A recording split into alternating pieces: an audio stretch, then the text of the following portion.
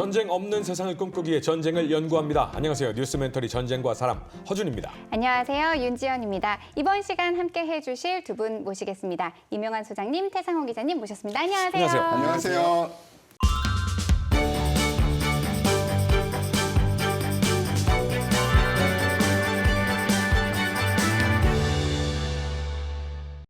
저는 이 두 분의 조합이 참 좋아요. 항상 이렇게 말하는 거 아니에요? 되게 영혼이 안 보였나요? 참 좋아요. 네. 아무튼 오늘 두 분 모시고 어떤 주제를 또 이야기하게 될지 굉장히 궁금한데요. 힌트 먼저 확인해 보겠습니다. 겉땡겉땡주의를 불러일으킨 무기. 거거익선 아닙니까? 거거익선? 거기서 크면 클수록 좋다. 그죠. 크면 클수록 좋다. 이거 아마 신혼부부들은 이해하실 거예요. TV도 커야 돼. 침대도 커야 돼. 두 번째 힌트. 오? 이거 보니까 저는 알 것 같아요. 그죠. 엄청 크네요. 보통 뭐 이게- 사람 키 정도로 오는데. 저런 그림들이 있던 제가 그 어떤 무기체계를 블로그에서 한번 굉장히 깊게 본 적이 있어가지고 저게 포 하나당 거의 1톤에 육박하는 거의 네? 몸. 너무하시네요. 1톤이라뇨. 아니. 세 번째 선박입니다. 힌트 만나보도록 할게요. 과거 열강들의 국력을 상징하는 무기. 그렇죠. 그러네요. 1차 대전이 일어나기 전에 엄청난 돈을 들여서 이제 경쟁이 일어났던. 맞습니다. 이번 시간에는 밀리터리 매니아들의 로망이죠. 거함, 거포주의를 불러일으킨 전함의 역사에 관해서 살펴보겠습니다. 전함이란 단어 들으면요, 이 단순히 전쟁에 쓰이는 군함, 이것과 헷갈리시는 분들이 분명히 있을 거거든요. 네. 근데 이 전함이라는 이 무기 체계에 대해서 다시 한번 정리를 좀 할 필요가 있을 것 같습니다. 그렇죠. 전함하고 군함하고 혼용돼서 쓰이는 경우가 종종 있는데요. 전함은 영어로 하면 배틀십, 그야말로 전투함이죠. 그러면 군함하고 다른 게 뭐가 있어? 라고 생각을 할 수 있으나 또 해군은 특유의 그들만의 용어들이 있어요. 그래서 전함은 대부분 좀 큰, 그래서 기함으로 사용할 수 있는 함정을 뜻했고요. 철갑으로 방어가 돼야 되고 거대한 주포가 있어서 적대적인 국가의 비슷한 무기 체계를 무력화시킬 수 있는 능력이 있는 그런 함정을 전함이라고 특징을 했습니다. 이 바다 위에 떠다니는 전차의 큰 덩어리, 뭐 이런 느낌이 사실 좀 있죠. 바로 정확하게 말씀하셨는데 지상전의 왕자를 전차라고 하잖아요. 네. 바다의 왕자는 사실은 전함이었어요. 아, 언제까지 항공모함이 판을 치기 전까지는 사실은 전함이라는 것은 해군력, 그 나라의 해군력을 상징하는 존재였습니다. 그리고 그 상징하는 존재의, 그러니까 현대적인 시선으로 볼 때 전함을 상징하는 시작점이 무엇이냐? 드레드노트급입니다. 그리고 전함의 방점을 찍은 것은 무엇이냐? 바로 2차 세계대전 때 일본이 건조한 야마토 전함입니다. 지금 기자님께서 말씀해 주셨듯이 사실 거함거포의 효시는 드레드노트가 아닌가 이런 생각이 드는데 등장 배경을 좀 짚어주실까요? 현대 전투함의 특징은 목재를 강철로 대체하고 돛을 증기 엔진으로 대체하고 그리고 대포가 주력 무기가 되는 전함을 말합니다. 그런데 이것만 가지고는 현대 전투함이라고 안 하고 두 가지가 더 붙는데 철갑이 아니라 장갑, 그러니까 철갑을 두껍게 해서 장갑함이라고 하고요. 그리고 대포가 사실 거북선에도 대포가 있었잖아요. 네. 그래서 이게 회전 포탑이 들어가서 요쯤 돼야 이제 근대시라고 해요. 그래서 장갑함과 회전 포탑이 들어간 철선을 이제 현대 전함이라고 하는데 이런 것들이 19세기 말부터 만들어지기 시작합니다. 처음에 이렇게 막 쏘다 보니까 배가 빨리 기동해야 되는 거예요. 마주보고 쏘기만 해서는 안 된다. 기동을 해야 된다.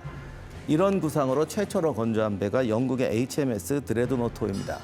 HMS는 영국 배 앞에 늘 붙는 건데 이게 히즈 또는 허 머제스티스 십, 그러니까 그냥 여왕폐와 국왕폐하의 전함 뭐 이런 뜻이에요.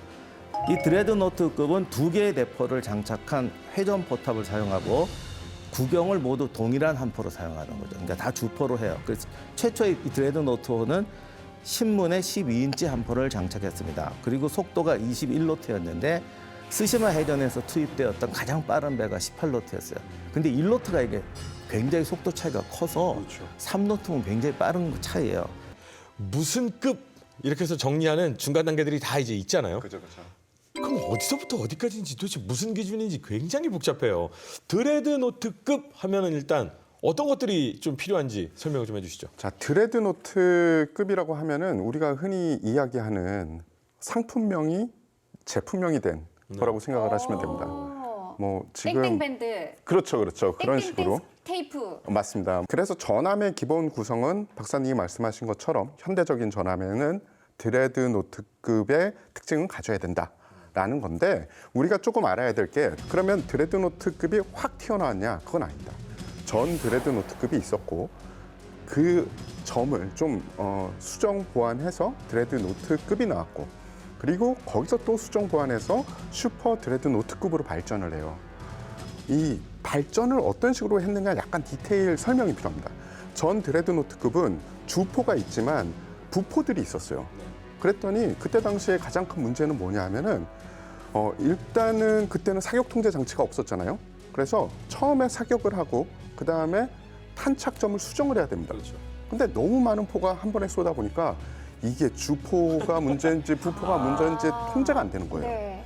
그랬더니 야 그러면 위력 없는 건 좀 없애고 위력 있는 걸로 해서 사정거리도 같고 그리고 뭐 물기둥의 모양도 비슷한 포가 있으면 사격 통제하기도 좋고 협차 사격 즉 떨어진 다음에 탄착 수정해서 때리기도 좋으니까 부포 빼 주포만 달아라고 해서 주포를 달게 된 게 드레드노트급. 그런데 주포만 달아놨더니 또 문제가 뭐냐면 빠른 배를 못 잡아요. 네, 뭐 구축함 같은 경우에는 굉장히 빠르잖아요.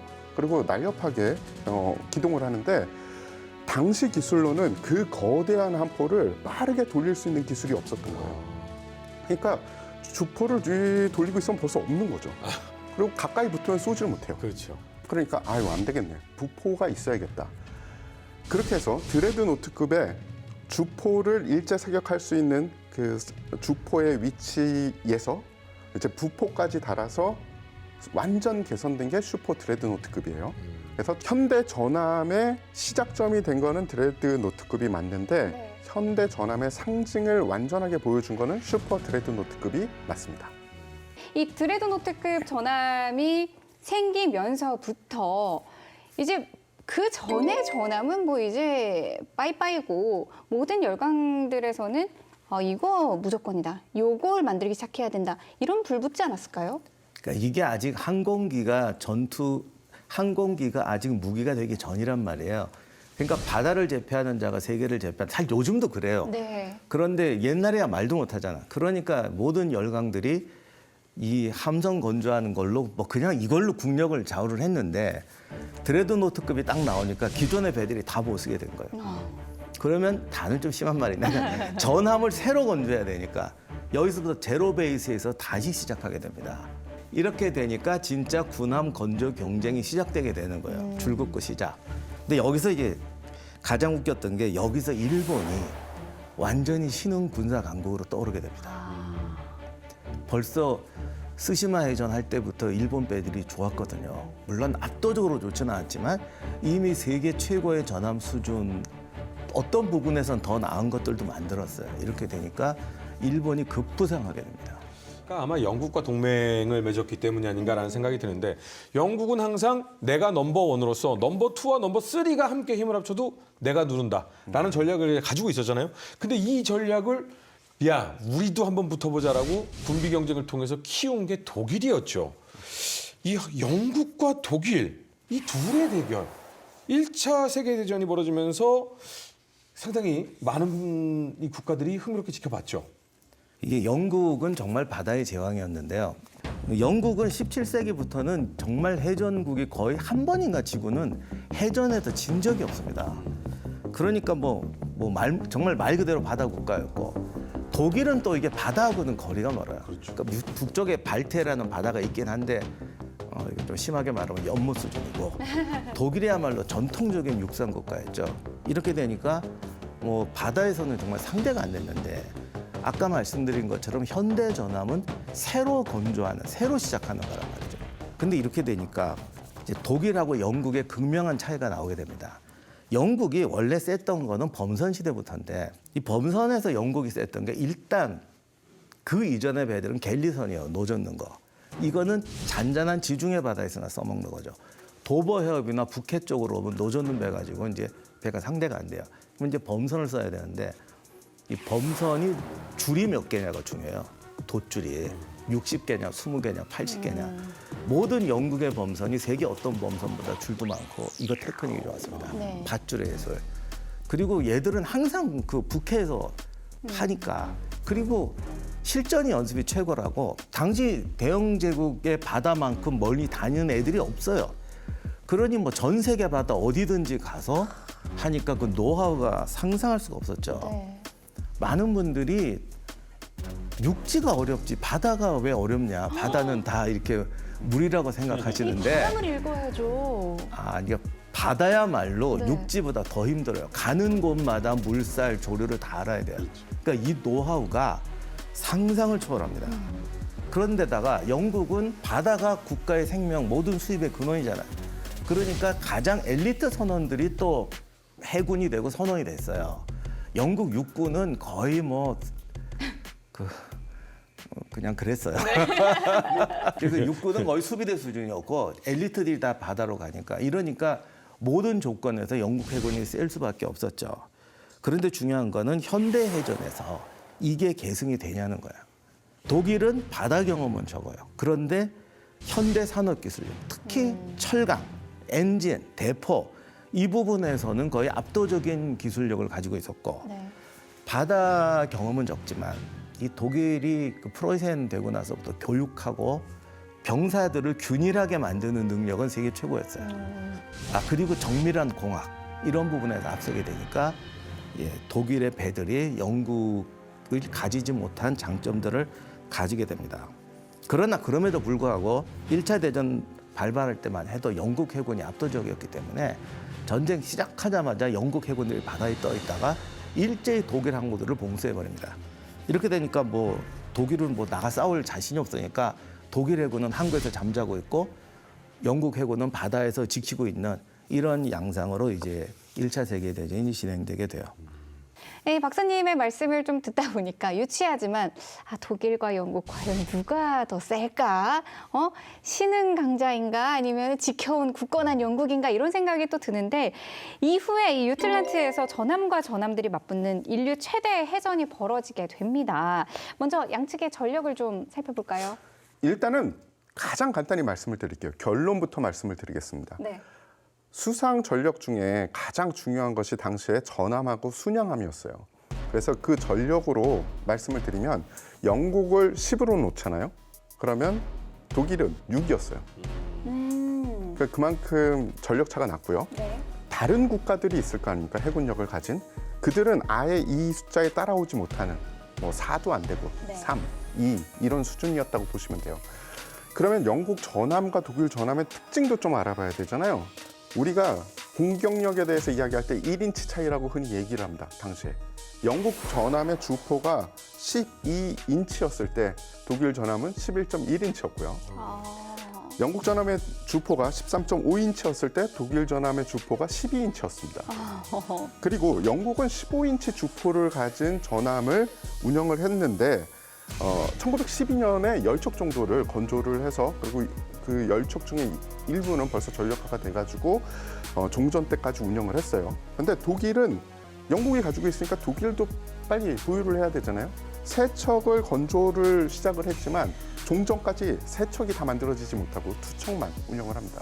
활용면에서 보면 영국이 좀 앞설 수밖에 없는 거죠. 1인치 차이라고 해도. 그리고 영국 함정들이 독일 함정에 비해서 속력은 조금 더 빨랐어요. 그런데 독일 함정들이 방어력이 좋았습니다. 그 이유가 강제 자체가 영국 강제보다 독일 강제가 훨씬 품질이 좋았어요. 또 하나, 강제 품질이라고 해서 나오니까 포가 제대로 된 살상력과 파괴력을 내려면 뭐가 좋아야 됩니까? 포탄이죠. 네. 포탄이 뭘로 만듭니까? 철. 강제가 독일이 좋고 영국이 안 좋으니까 포탄에서 그대로 나타납니다.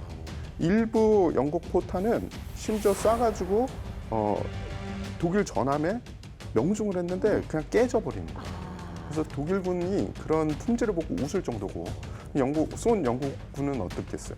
예, 그 사람들은 깜짝 마음이 놀랐죠. 찢어지는 거죠. 포탄과 함께 자기 마음도 찢어지는 거죠. 그러면 양국 전함들의 그 약점은 없었느냐? 동일한 약점은 존재했어요.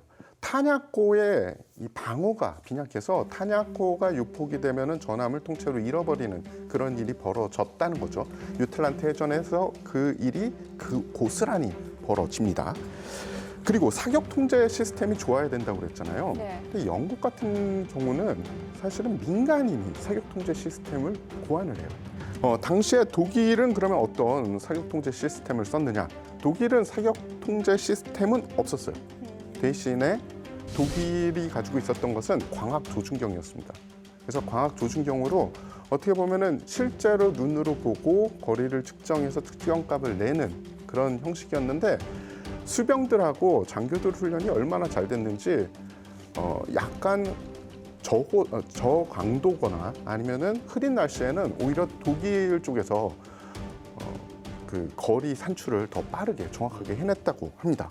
그러니까 사실 약간 조잡한 컴퓨터라고는 해도 기초적인 컴퓨터를 만들어서 야, 오차 범위 낮다. 그럼 계산해. 그러면 컴퓨터가 타타닥 계산해서 자 그러면 오른쪽으로 15도, 뭐 위로 몇 도 이렇게 해가지고 발사를 하는 영국이었는데 독일은 잘 보이는 걸로 보고 조금만 오른쪽으로 그러면 사람이 막 계산해가지고 됐어. 그러면 이 사람이 계산하는 속도가 독일이 훈련이 잘 돼 있었다 이런 거잖아요. 예, 게다가 당시에 사격 통제 장치 자체가 영국 전함에 다 장착이 되지 않았어요. 몇 척만 장착이 돼서 독일이 더 유리한 점이 있을 수밖에 없었다라고 말씀드릴 수 있고요. 네. 또 하나의 문제가 뭐냐면 영국 해군이 전통적으로 어느 국가랑 해전을 벌였습니까? 전통적으로요? 예, 프랑스죠. 프랑스도 근데 해군이 그렇게 강하지는 않잖아요. 예, 그래도 수는 많았죠. 그래도 프랑스가 최고의 위협 중에 하나였기 때문에 당연히 영국의 대표적인 군함들 플리머스, 포츠머스, 채통이 어느 쪽에 있습니까?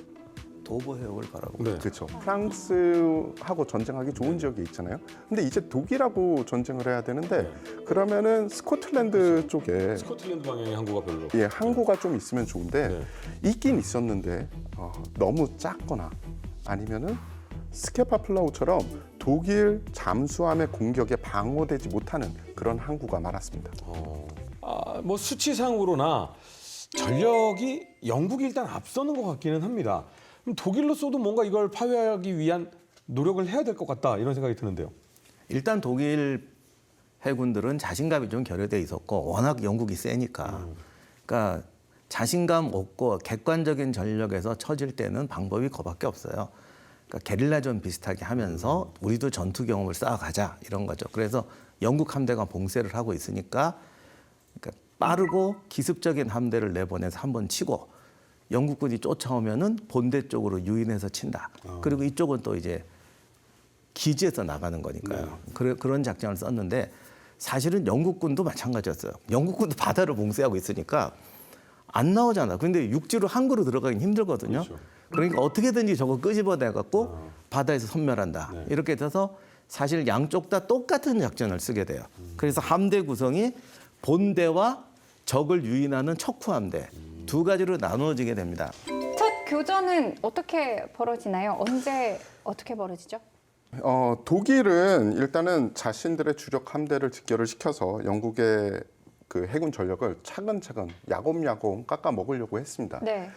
그래서 아까 말씀하신 것처럼 척후 함대를 먼저 보내서 미끼로 쓰고 그리고 그들이 미끼를 문 영국 해군 전력이 오면 미끼를 당겨서 본 함대가 기다리고 있는 곳에서 경멸을 한다. 그러니까 뭐 그렇다고 영국 함대랑 제대로 붙어보자 이런 마음은 없었어요. 왜냐하면 10대 6이기 때문에 동등한 상황에서 교전이 벌어지면은 전력차를 메꾸기 힘들었거든요. 그래서 독일도 그렇고 영국도 그렇고 양국의 가장 중요한 것 중에 하나는 정보전이었습니다. 이들이 제일 먼저 알고 싶었던 거는 적의 함대가 어디 있나, 구성은 어떻게 돼 있나예요. 그런데 영국 같은 경우에는 당시 기준으로 정보전에서 한 발 앞서 있었어요. 왜냐하면 당시에는 위성도 없죠, 비행기도 없죠.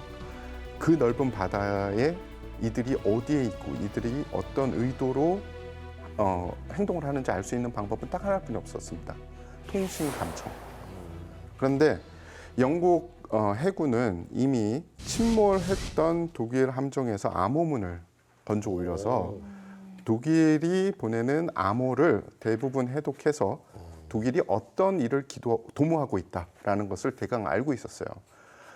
그래서 독일이 뭐를 하겠지라는 것까지는 알겠는데 정확하게 그 함정이 어디로 향한다라는 거는 모르는 거예요. 왜냐하면 그때는 GPS도 없었으니까요. 독일은 그러면 어떤 방식을 썼냐? 독일도 정보전을 치열하게 돌리긴 했는데 독일은 안타깝게도 영국의 암호문 같은 것을 미리 입수한 게 없으니까 잠수함 전대를 미리 정찰을 보내서 영국 함정들이 어디로 기동을 하고 어디에 있는지를 알아내려고 하는데 바다가 또 좀 넓습니까? 그들이 영국 함대를 찾아내는 게 그렇게 쉽지는 않았던 거예요. 그런 와중에 독일의 대함대가 키일항에 직결을 하는 것을 영국은 속속들이 알고 있었어요. 그래서 영국도 당연히 해당하는 해협, 유틀란트 해협에 자신들의 함대를 급파를 하죠.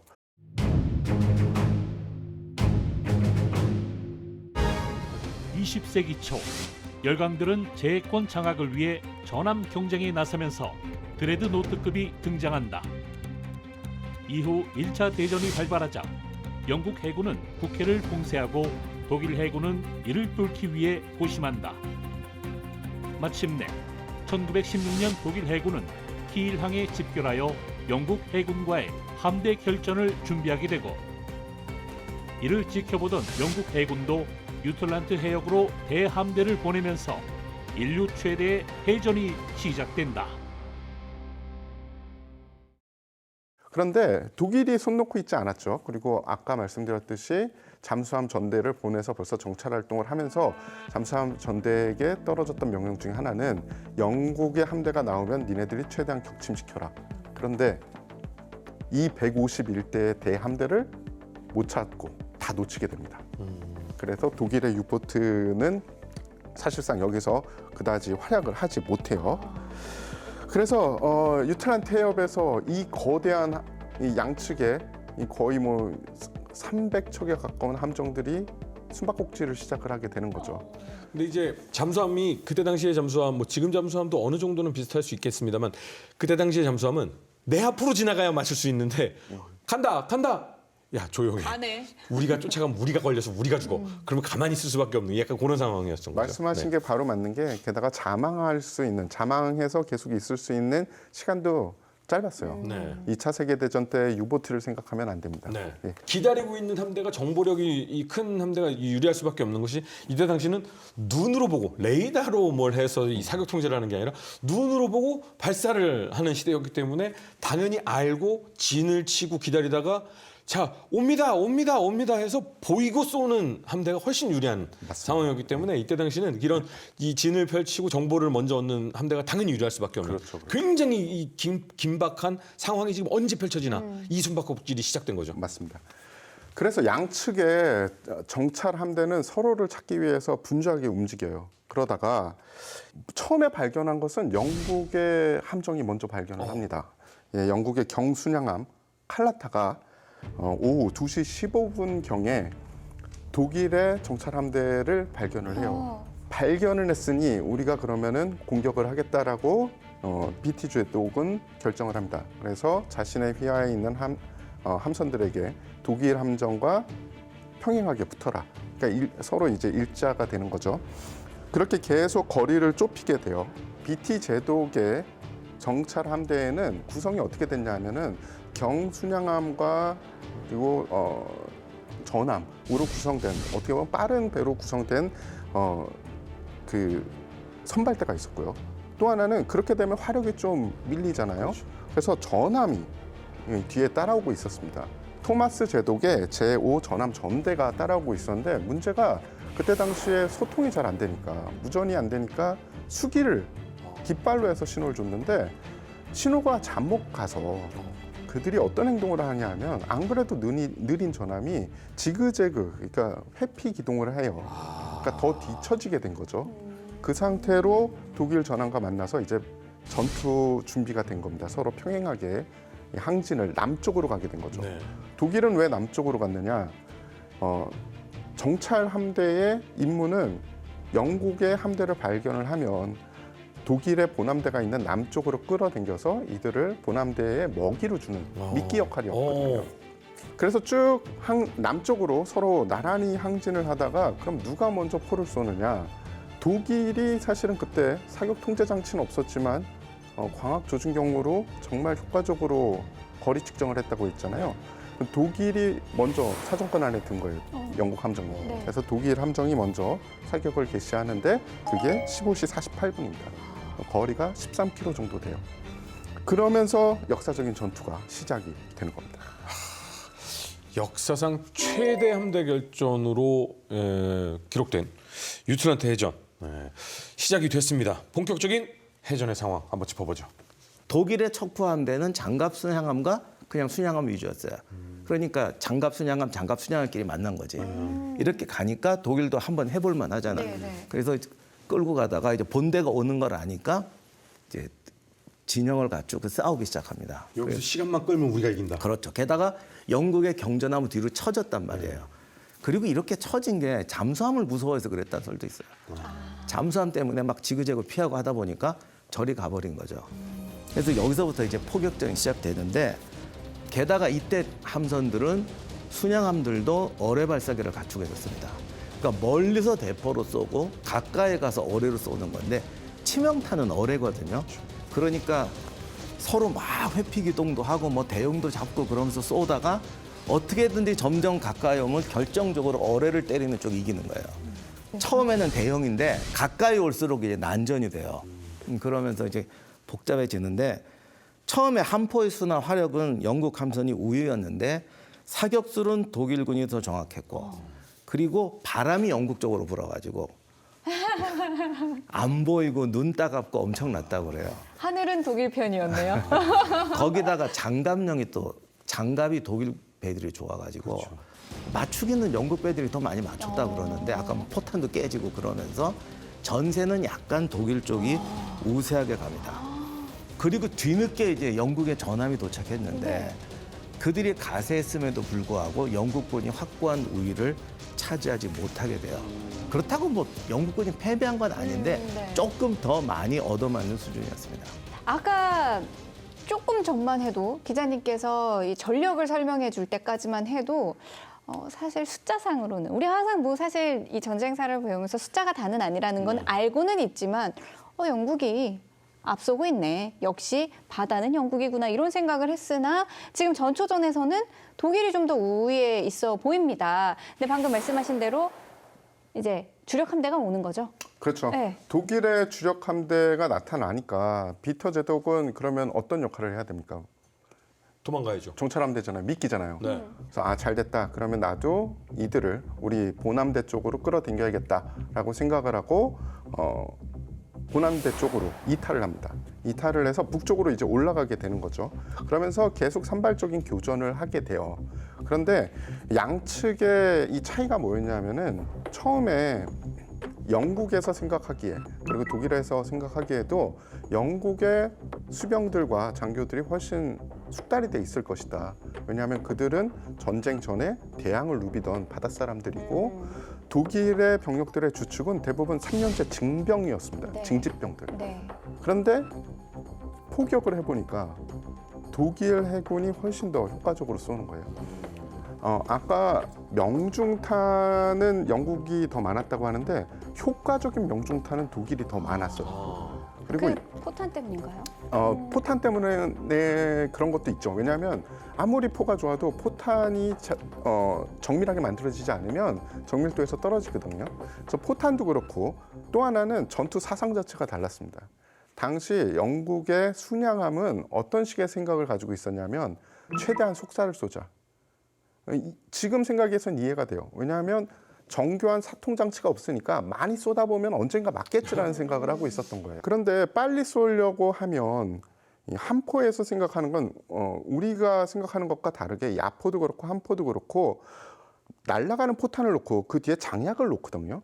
그리고서는 발사를 하는 겁니다. 거리에 따라서 장약을 놓고. 그러면 빠르게 속살하려면 대부분은 어떻게 하겠습니까? 장약과 포탄을 쌓아두겠죠. 그렇죠. 그래서 계속 거리에 맞게 빼고 넣고 하겠죠. 그런데 그런 상황에 포탄을 맞았다. 그럼 어떤 배가 더 빨리 유폭이 될까요? 천천히 쏴서 장약과 포탄을 떨어뜨려 놓는 배와 한 대 모아서 빠르게 쏘고 있던 배와 비슷하게 명중탄이 나왔음에도 영국 해군이 훨씬 더 많은 피해를 입고 그리고 함선들이 하나하나 침몰을 해갑니다. 그런데 속도가 빠른 순양 전함은 그래도 빠르게 치고 나가죠. 그런데 이제는 거꾸로 그들을 느리게 따라왔던 전함이 조금 뒤에 남겨지게 된 거예요. 네네.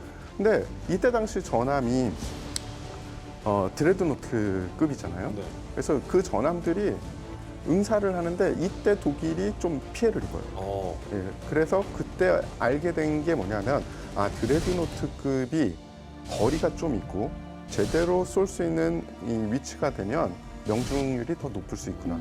속사가 만사가 아니구나를 영국이 알게 됩니다. 그러면서 그림 자체는 영국이 본 함대 쪽으로 이제 독일 함대를 매달고 쭉 북상하고 있다고 생각하시면 되고요. 그리고 영국의 함대는 이들의 위치를 대강 파악하고 그 지점 언저리로 막 오고 있는 상황이다라고 생각하시면 됩니다. 이렇게 되게 해전은 재밌더라고. 그런데 이제 날이 어두워지고 뭐 엉망이 되니까 결국은 이렇게 해서 무승부 비슷하게 이제 섞이게 돼요. 근데 영국 입장에서 보면 좀 혼란스럽죠. 장갑 애들은 도망가다 적장갑 앞으로 가고 경전함들은 어떻게 추격을 받고 그러니까 비터는 어떻게든지 이제 또 만시 차이가 돼. 이때는 막 배들도 만시 차이가 되고 탄약도 다 떨어지고 그래서 어떻게든지 빨리 뛰어서 우리 주력 함대와 만나게 된다. 그래서 이제 그쪽으로 꺼이꺼이 가는 겁니다. 독일의 슈어 제독도 일단 체제를 정비한 다음에 자신감이 넘쳐서 이제 쫓아가게 돼요. 그리고 이제 저쪽에서 영국 제리코 제독이 오고 있었죠. 그래서 두 개의 주력 함대가 이렇게 오고 있는데 이게 바다라는 게 지금처럼 비행기가 있어요, 뭐가 있어요. 그리고 본토에서 무전을 다 감청을 해요. 그래서 알려주는데 이렇게 웃기는 게 서쪽에 있어, 동쪽에 있어 이렇게 온다고요. 어딘 줄 알아. 침 뱉어봐야 되는 거 아니에요? 침 뱉어 어디지? 하늘의 별을 봐야 돼. 동서남북을 알려면. 그렇죠, 그렇죠. 근데 하늘을 봤더니 시커면서 아무것도 안 보입니다. 그리고 배들이 막 지금 엉켜가지고 무전들을 보내는데 이게 이쪽입니다, 저쪽이다 하는데 알 수가 없어요. 그러니까 대략 저쪽이다. 그리고 뭐 연기, 포탄은 엉키니까 방향을 잘 몰라요. 그러니까 아무튼 제리코의 주력 함대가 쫓아오니까 독일군 주력 함대하고 이제 만나게 되는데 근데 이렇게 만났으면 사실 영국이 이겼을 거예요. 주력 함에서는 상대가 안 돼요. 그랬는데 묘하게 이렇게 가버려요. 가버리는데 그러니까 제리코는 우리가 앞질러 가서 대형을 잡아서 쟤들을 잡자라고 생각한 거예요. 그러니까 독일은 지금 항구 쪽으로 가고 있으니까 제리코는 돌아서 얘들 가는 길을 항구 쪽을 막으려고 했습니다. 그래서 선회를 하기 시작해요. 항구 쪽으로. 영국 배가 빠르니까 가서 막을 수 있다고 생각한 것 같아요. 근데 독일 함대가 갑자기 또 돌아버려요. 그래서 이렇게 가는데 뒤로 가버립니다. 이게 정말 어마어마한 신의 한 수여가지고요. 제리코는 계속 앞으로 가고 얘들은 뒤로 갔어요. 그런데 이때 아마 정찰을 하려고 그랬는지 이 주력 함대 본대에서 경순행함 함대 몇 개를 뒤로 보냈습니다. 그런데 얘들이 회전할 때 영국군 경순행함 배들이 온 거예요. 그러니 독일의 주력, 전함에 있는 주력 함대와 영국의 경순양 함대가 조우하게 됩니다. 근데 바다가 넓다 보니 경순양 함대도 4개인가 5개 있었는데 따로따로 와요. 그러니 얘들하고 본대가 만나게 돼요. 그러니 어떻게 되겠어요? 박살나죠. 뭐 박살까지는 아니지만 대난전이 벌어지게 돼요. 그리고 영국 배들은 또 자존심이 있어가지고 붙어요. 그리고 이때는 아까 말씀드린 것처럼 사실 구축함이나 이런 작은 배들이 또 따라다닙니다. 그러니까 얘들 바다에서 딱 만나면 작은 것들은 작은 것끼리 체급별로 싸워서 붙기 때문에 전함은 피하면 되니까 무조건 도주하지 않습니다. 좋아. 그럼 나는 구축함이니까 구축함끼리 붙겠어. 이런 식으로 돼서 막 또 붙어요. 그러니까 한 번 난전이 나기 시작하는데 영국의 경순양 함대들이 차례차례 와서 독일 주력 함대랑 이제 맞서 싸우기 시작합니다. 그런데 영국의 해군이 처음에 가졌던 생각은 야, 그래도 바다는 우리 거야. 그리고 전력 비교 분석한 거 우리 정보 보니까 우리가 앞서던데 그러면 경험과 뭐 포와 모든 것들이 우리가 앞서니까 붙으면 우리가 이길 거야. 라고 생각했는데 사실은 붙어보니까 달라요. 지금 상황은 알잖아. 지금 어딘가 지금 주력 함대가 있고 그래가지고 막 소리 질렀대요. 빨리 독일군 찾아라. 그런데 계속 가는데 뒤쪽에서 지금 경순양 함대들이 독일군 주력 함대랑 붙고 있는데 이게 막 연기랑 엉켜가지고 몰랐다는 거 말이에요. 그리고 독일군 주력 함대도 왜냐하면 증기선은요 이게 연료 때문에 배 부하가 너무 많이 걸려요. 그러니까 이제 웬만큼 쏘고 연료가 소모되니까 돌아가야겠다. 돌아가야죠. 근데 돌아가니까 결국은 만날 거야. 돌아가고 있었는데 거의 끝에까지 왔을 때 제리코 너무 초조한 거야. 애는 안 보이지. 무전은 계속 이상한 소리가 들려오지. 오른쪽으로 갈까 왼쪽으로 갈까 하다가 왼쪽으로 꺾었어요. 그 바람에 안 만났어요. 그대로 갔으면 만나는 건데 만나기 직전에 이쪽으로 꺾어요. 그래가지고 항구로 그냥 가버리고 이쪽도 갔다가 돌아와 버립니다. 그런데 만약 그때 만났으면 영국군이 이겼을 거예요. 왜냐하면 독일군은 이미 지칠 대로 지쳤고 탄도 많이 소모한 데다가 전함끼리 붙었을 때는 이게 상대가 안 되기 때문에 큰 피해를 입을 수도 있었는데 마지막에 이렇게 오다가 싹 이렇게 가서 이렇게 제리코가 뭔가 촉이 와서 야 오른쪽이 뭔가 불길해. 그래서 왼쪽으로 꺾었다. 네, 양쪽 피해 규모가 꽤 컸을 것 같은데요. 예, 피해 규모는 그냥 전투 단일한 피해를 보면 독일이 승리해요. 네, 독일이 격침한 영국 해군의 함정 수도 더 많았고 톤 수도 더 많았고요. 전사자 숫자도 영국 해군이 더 많은 전상자가 발생을 했습니다. 그래서 많은 분들이 이렇게 이야기를 해요. 전술적으로는 독일이 승리했는데 그럼 전략적으로는 어떻게 됐냐. 그것을 가장 잘 표현한 당시 미국의 언론에서 이야기한 게 있어요. 죄수가 감옥에 나와서 간수를 세게 한 대 때리고 다시 감옥으로 돌아갔다. 다시 보통 해협으로 들어가요.